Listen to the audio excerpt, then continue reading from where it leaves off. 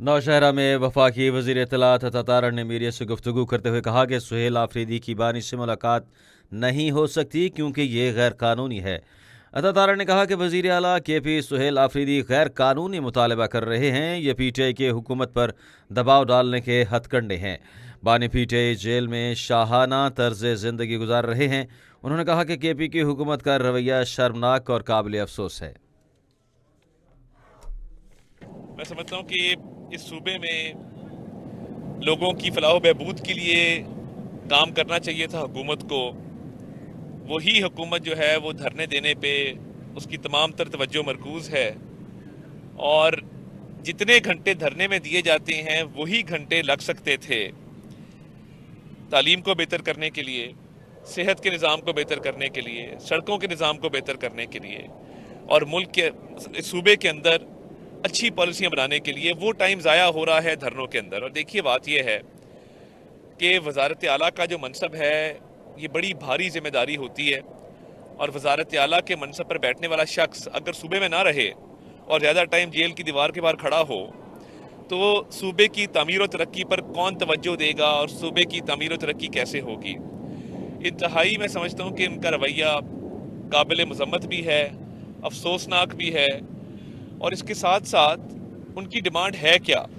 यानी आप एक सूबे के वज़ीर आला हैं, आप लॉ एंड ऑर्डर पर तवज्जो दें, और लॉ एंड ऑर्डर पर तवज्जो के साथ साथ आप देखें कि जो दहशत गर्दों का मुकाबला है, वफाकी हुकूमत ने कहा कि हम मिलके काम करते हैं दहशत गर्दी के ख़िलाफ़, अमन अमान कायम करने के लिए, लोगों की ज़िंदगियों को आसान बनाने के लिए, मगर उस तरफ तवज्जो नहीं है।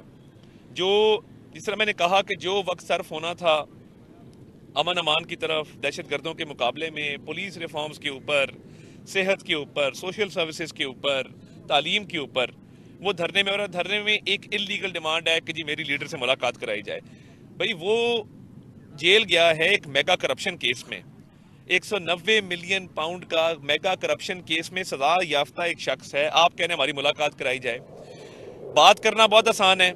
आप कोई दरखास्त लाए जिसके ऊपर आपने दर्ज किया हो कि जेल मैनुअल या जेल के जो रूल्स हैं या जो पाकिस्तान में राइज कानून है वो आपको इजाज़त देता है इस मुलाकात की। एक गैर कानूनी डिमांड बार बार रखी जा रही है। आप अपनी सूबे की खिदमत करें, तालीम पे फोकस करें, हेल्थ पे फोकस करें, लॉ एंड ऑर्डर पे फोकस करें, इस सूबे के अवाम की भलाई के लिए काम करें, सूबे की अवाम की फलाह के लिए आप काम करें, मगर वो आपको तौफीक नहीं है। आप 4-4 घंटे धरना देते हैं। ये बेसिकली टिकटॉक हुकूमत है। ये लाइक्स के लिए, वीडियोस बनाने के लिए, आने जाने के लिए, चलने फिरने के लिए ये काम कर रहे हैं।